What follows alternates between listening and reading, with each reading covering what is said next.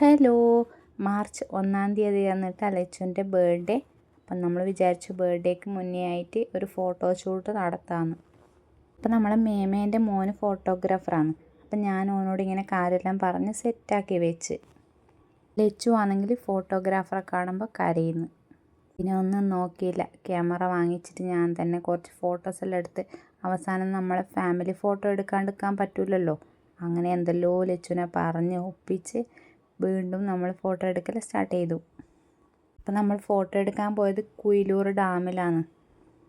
നമ്മൾ കുറേ ഡ്രസ്സെല്ലാം കൊണ്ടുപോയിനെങ്കിലും നമ്മൾ വിചാരിച്ച പോലത്തെ ഫോട്ടോസൊന്നും എടുക്കാൻ ലച്ചൂട്ടി നമ്മളെ സമ്മതിച്ചിട്ടില്ല. ഫോട്ടോ എടുത്തത് ഞാനാണ് ഗൈസ്.